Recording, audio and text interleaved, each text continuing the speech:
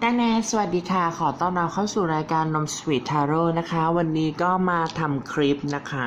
ความรักคนโสดและคนมีคู่วันพฤหัสในเดือนมกราคมนะคะสำหรับผู้ที่เกิดวันพฤหัสเลยนะคะก่อนอื่นต้องบอกก่อนว่าการอ่านครั้งนี้คือการอ่านแบบ general reading คือการอ่านทั่วไปนะคะตรงบ้างไม่ตรงบ้างก็อย่าดราม่านะคะอย่าเพิ่งอินกับมันเลยนะคะแล้วก็ขอขอบคุณนะคะการกดไลค์การกด subscribe การกดแชร์นะคะให้กับคุณแม่นะคะฝากช่องนมสวีททาโร่เอาไว้ในอ้อมอกอ้อมใจด้วยนะคะหากใครสนใจดูดวงส่วนตัวแอดไลน์มาที่มาตามนมสวีทแล้วแม่จะทิ้งลิงก์เอาไว้ให้ข้างล่างนะคะคุณลูกขาเดี๋ยวเรามาดูพลังงานโดยรวมของคนวันพฤหัส ก็ทีค่ะพลังงานโดยรวมของชาววันพฤหัสนะคะในเดือนมกราคมคนโสดก่อนเนาะโอเคว่าความรักคนโสดเนี่ยจะเป็นยังไง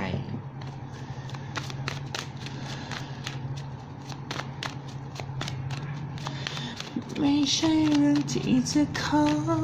แต่ฉันเข้าใจไม่ใช่เรื่องที่จะขอแล้วให้กันได้ใช่ไหมขอไม่ได้ก็ไม่ต้องขอพลังงานโดยรวมของชาวพฤหัสนะคะในเดือนมกราคมคนโสด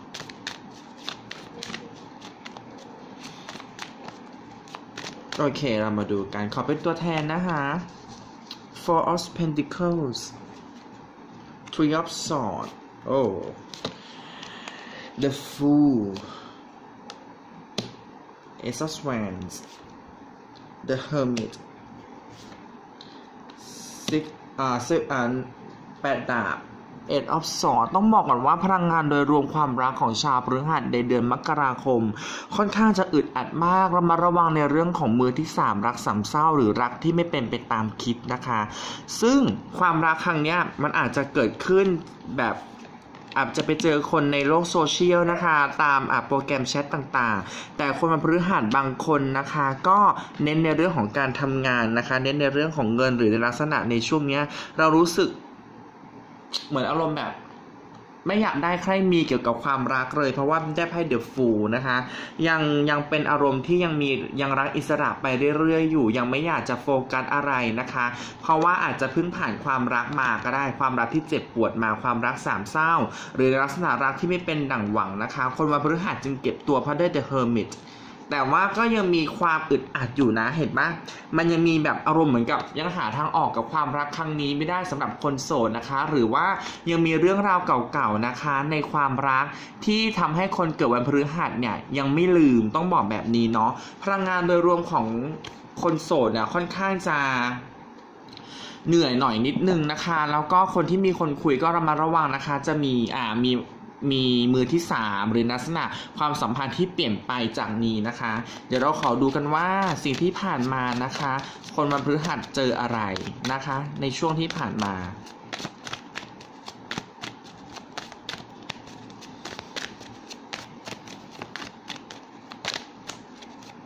ที่ผ่านมาชาวพฤหัสเจออะไรคะ The Tower นะคะเนี่ย High Priestess Nine of Cups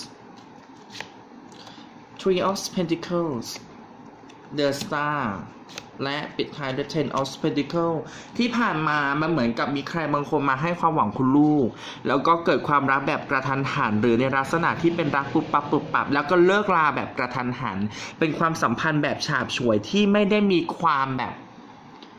เขาเรียกอะไรไม่ได้มีความจริงใจเลยเพราะ High Priest น่ะคนนั้นอาจจะมีคนคุยอยู่แล้วเข้ามาหาคุณแล้วพอคุณไปจับได้หรือมีลักษณะที่แบบว่าเกิดการพูดคุยกันเขาอยากจะให้เราอยู่ในความสัมพันธ์ที่เป็นรักสามเศร้าซึ่งคนพฤหัสวันพฤหัสก็เลยแบบปลีกตัวเองออกมาจากที่เคยหวังเอาไว้ว่าคนนี้มันจะเป็นคนที่ดีจะเป็นคนที่สามารถเติมเต็มให้กับเราได้แต่สุดท้ายสุดแล้วมันทำให้ความหวังในครั้งนี้มันพังทลายลงมาคนวันพฤหัสก็เลยทำงานเน้นในเรื่องของงานอารมณ์แบบเน้นงานไม่เน้นรักประมาณนั้นค่ะอาจจะเหงาอาจจะมีความทุกข์บ้างแต่สุดท้ายสุดแล้วคนวันพฤหัสเลือกเดินออกมาจากความสัมพันธ์นี้ซึ่งมันค่อนข้างจะเจ็บปวดแล้วก็ทิ้งร่องรอยเอาไว้ให้กับคุณลูกพอสมควรเลยนะคะเดี๋ยวขอดูพลังงานนะคะแล้วก็ความเป็นไปในเดือนมกราคมว่าคนวันพฤหัสจะมีคนเข้ามาไหมหรือจะต้องอยู่โสดสนิทไปก่อนนะคะ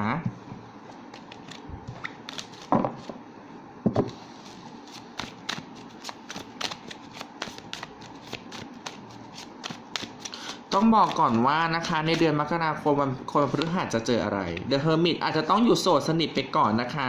ถือมีใครเข้ามามันก็เป็นรักที่มันไม่ได้เปิดเผยเป็นรักที่ไม่สามารถเปิดเผยได้อ่ะอาจจะเป็นรักฉาบฉวยหรืออารมณ์แบบแอบคบกันนะซึ่งมันแม่มองว่าความรักครั้งนี้ในเดือนมกรายังไม่สมหวังนะคือบางคนอ่ะเงียบสนิทคือไม่มีใครเข้ามาเลยหรือบางคนอ่ะเข้ามาก็แบบอารมณ์แบบเจอมีคนเจ้าของเข้ามาตลอดต้องบอกแบบนี้เนาะแล้วจะเป็นยังไงต่อไปคุณลูกรู้สึกอึดอัดเนี่ยได้ไพ่8 ดาบอีกแล้วว่ารู้สึกอึดอัดกับความรักนะคะรู้สึกว่าไม่เป็นตัวของตัวเองหรือในลักษณะที่แบบยังมีอะไรเก่าๆที่ยังฝังใจอยู่ต้องบอกแบบนี้เนาะเหนื่อยจังเนอะไฮพีชแล้วก็เซเว่นออฟสอร์ดขึ้นมาแม้ว่าเดือนมกราคมพลังงานความรักของชาวพฤหัสน่ะไม่ค่อยจะสู้ดีนะคะงั้นพยายามอยู่กับตัวเองนะคะโฟกัสกันในเรื่องของงานโฟกัสกันในเรื่องของความสำเร็จนะคะเพราะว่าได้ไพ่9 ถ้วยนะคะเน้นความสุขครอบครัวเน้นความสุขของตัวเองอารมณ์แบบว่าฉันโสดสายสตรองทำนองนั้นเพราะว่าเจออะไรมาค่อนข้างจะหนักมากเนี่ยเป็น Queen of Swords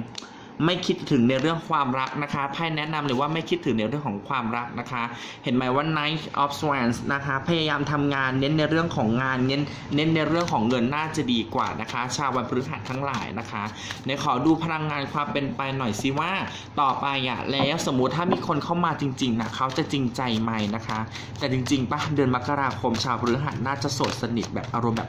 เงียบแบบเงียบเลยTen of Cups, Four of Pentacles, The World กลายเป็นว่าคนวันพฤหัสเน้นในเรื่องของเพื่อนมากกว่า Wheel of Fortune ขึ้นมาแม่มองว่ามันเป็นในลักษณะของเน้นงานเน้นเงินมากกว่าไม่ได้เน้นในเรื่องของความรักเลยอารมณ์นกล้วนๆเลยหรือมีคนคุยก็ยังไม่พัฒนาความสัมพันธ์แล้วก็ให้เน้นในเรื่องของครอบครัวนะคะคุณพ่อคุณแม่หรือพาคุณพ่อคุณแม่ไปเที่ยวนะคะคนวันพฤหัสมีเกณฑ์เดินทางไกลต้องบอกแบบนี้เนาะในช่วงของเดือนมกราคมมีเกณฑ์เดินทางไกลมีเกณฑ์ได้เดินทางไปต่างประเทศจะเจอคนถูกใจแต่ก็ได้แค่มองค่ะไม่สามารถครอบครองได้นะคะสำหรับคนวันพฤหัสแสดงว่าชาวโสดวันพฤหัสจะต้องเน้นโฟกัสในเรื่องของเงินในเรื่องของงานไปก่อนครับความรักยังไม่โบยบินเข้ามาต่อให้โบยบินเข้ามาก็ไม่ใช่รักที่เป็นความจริงใจเป็นคนมีเจ้าของในขอดูคำแนะนำสำหรับชาววันพฤหัสหน่อยค่ะว่าเดือนมกราคมนะคะคนวันพฤหัสจะทำตัวแบบไหนยังไง The Magician High Priestess เนี่ย High Priestess ขึ้นมาอีกแล้วนั้นแสดงว่าทั้ง The Magician และ High Priestess เน้นความเป็นตัวเองเธอค่ะ Seven of Pentacles ใส่ใจคนรอบข้างนะคะแล้วก็ให้มีความสุขกับตัวเองนะคะแล้วก็พยายามนะคะรักษาหัวใจตัวเองนะคะ Ten of Cups เห็นไหมเมื่อกี้ก็ Ten of Cups นั้นแสดงว่าโทษทีนะมีเสียงหมาเห่า Ten of Cups มันคือครอบครัวเพราะฉะนั้นเน้นในเรื่องของครอบครัวเน้นใส่ใจในเรื่องของครอบครัวมีเวลาให้กับเพื่อนฝูงใช้เวลาให้กับครอบครัวให้มากขึ้นนะคะเพื่อความสุขนะคะสรุปเลยคนวันพฤหัสยังนกอยู่ยังไม่มีใครเข้ามาหรือมีคนเข้ามาเนี่ยก็จะอารมณ์แบบมีเจ้าของเข้ามาดอดเข้ามาคุยมีเกณฑ์ได้เดินทางไปต่างประเทศมีเกณฑ์ได้เดินทางไกลนะคะจะพบเจอคนที่ถูกใจแต่ได้แต่มองแต่ไม่สามารถครอบครองได้ค่ะเน้นความสุขเกี่ยวกับครอบครัวเน้นความสุขเกี่ยวกับตัวเองนะคะเน้นงานเน้นเงินนะคะโสดสวยรวยสตรองท่องไว้เอาไว้ลูกโสดสวยรวยสตรองเดี๋ยวเรามาดูพลังงานคนมีคู่สำหรับ วันพฤหัสนะคะเดือนมกราคมต้องขอโทษนะถ้ามีเสียงหมาเห่าเข้ามาข้างบ้านเขาแบบข้างหมาแล้วแบบหมามันเห่าเวลาคนเดินผ่านขอบ่นหน่อยบางทีแบบว่านอนอยู่หมาเห่าไม่ได้ว่าหมาไม่ได้เกลียดหมานะไม่เอาดีกว่าไม่บ่นละเดี๋ยวดราม่าเรามาดูพลังงานคนมีคู่กันค่ะ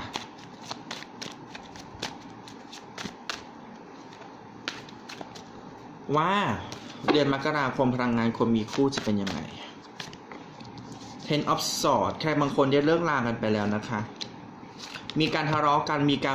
นเบาะแวงนะคะเรามาระวังการเลิกลานะคะแต่ก็จะกลับมาในลักษณะของการพูดคุยมันรักเลิกอะค่ะความสัมพันธ์คนมีคู่สำหรับชาววันพฤหัสรักเลิกนะคะถ้าถามว่าจะกลับมาเนี่ยก็ต้องใช้ระยะเวลาอยู่มันเป็นในลักษณะของผลของการกระทำด้วยแต่มีเกณฑ์เลิกรากันค่อนข้างสูงในเดือนพฤหัสมีเกณฑ์ผิดใจนะคะถามว่าจากรักสามเศร้าไหมมันรวมถึงรักสามเศร้าแล้วก็รวมถึงในเรื่องของทะเลาะกันในเรื่องเดิมๆทะเลาะกันในเรื่องของการมี มีทิฏฐิของแต่ละฝ่ายอะค่ะทีนี้เรามาดูกันว่าที่ผ่านมาคนมีคู่เนี่ยเขาเจออะไรในช่วงที่ผ่านมานะคะ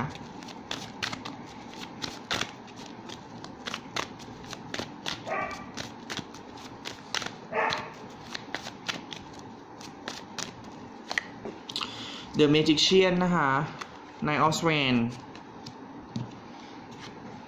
King of Swords The Devil ที่ผ่านมาค่อนข้างจะความรักค่อนข้างจะเอาแต่ใจเราไม่ยอมคุยกันหรือเป็นอาจจะเป็นรักที่มีระยะห่างไกลกันด้วยนะคะจึงทำให้ความรักความสัมพันธ์มันห่างเหินแล้วก็ทะเลาะกันแบบเรื่องไร้สาระทะเลาะกันในเรื่องของการหึงหวงมีเกณฑ์เรื่องราวกันค่อนข้างสูงเลยค่ะต้องบอกแบบนี้เนาะเพราะต่างฝ่ายต่างถือทิฏฐิหรือในลักษณะเราเนี่ยแหละที่ขี้งอนหรือว่าขี้โมโหขี้หึงขี้หวงมากจนเกินไปจึงทำให้อีกฝ่ายเนี่ยรู้สึกอึดอัดแล้วก็มีการห่างกันมีการไม่พูดคุยกันมาสักระยะหนึ่งแล้วนะคะต้องบอกเลยนะโดยเฉพาะรักระยะไกลนะคะหรือรักที่ต่างประเทศต่างจังหวัดอะไรก็แล้วแต่เนี่ยค่อนข้างจะมีสิทธิ์ในเลิกลากันสูงในขอดูพลังงานแล้วก็ความเป็นไปได้ของคนมีคู่ในเดือนมกราคมหน่อยค่ะ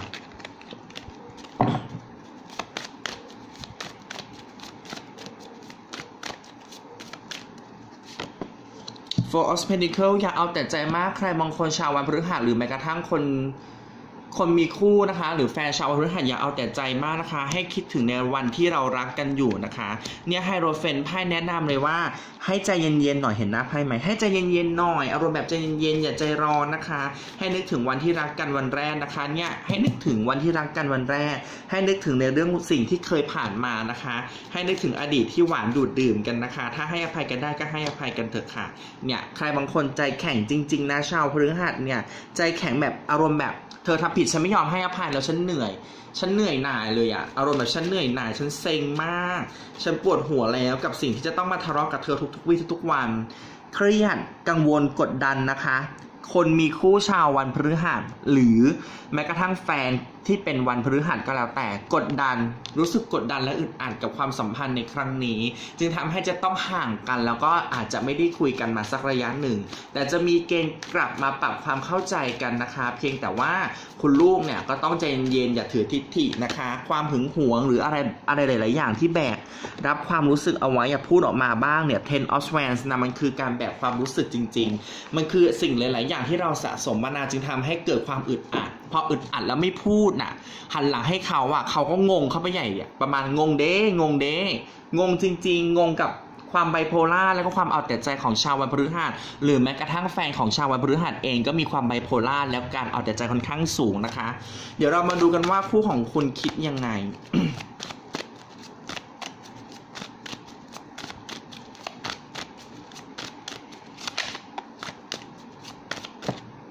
The World เขาก็มีความเนี่ยไพ่ใบเดิมเลยอ่ะอารมณ์แบบต่างฝ่ายต่างถือดีกันอ่ะฉันไม่ยอมเธอไม่ยอมเพราะฉะนั้นต้องใจเย็นๆนะคะหันหน้าคุยกันเลยนะบอกเลยว่าหันหน้าคุยกันไม่งั้นมีเกณฑ์เลิกลากันสูงมากจริงๆมีเกณฑ์เลิกลากันสูงไพ่ใบเดิมมีเกณฑ์หันหลังให้กันแน่นอนมีเกณฑ์หันหลังให้กันมีเกณฑ์หันหลังให้ความรักเพราะความสัมพันธ์บางคนรู้สึกเหนื่อยหน่ายและเบื่อหน่ายกับสิ่งที่เป็นอยู่เพราะฉะนั้นแม่มองว่าต้องคุยกันแล้วนะไม่งั้นมีเกณฑ์เลิกลากันมีไพ่10 ดาบขึ้นมา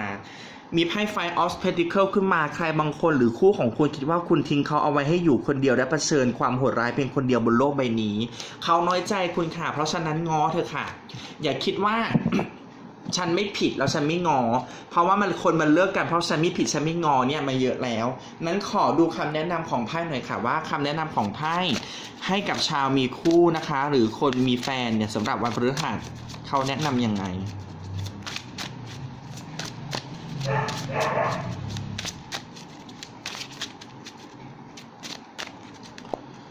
ขอคำแนะนำค่ะ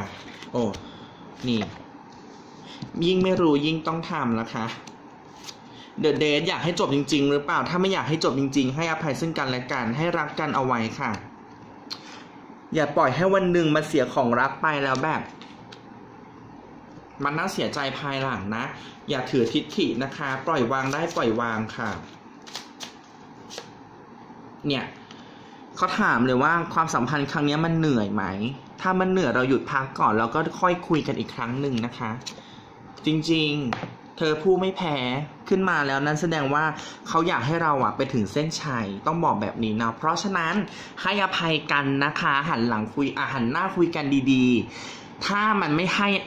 สามารถจะให้อภัยกันได้นะคะก็พยายามนะคะเลิกลากันไปแบบดีๆก็แล้วกันเป็นกำลังใจให้สำหรับคนมีคู่วันพฤหัสสรุปเลยมีเกณฑ์เลิกลากันค่อนข้างสูงเพราะความถือทิฐิต่างฝ่ายต่างไม่คุยกันต่างฝ่ายต่างไม่ยอมพูดความรู้สึก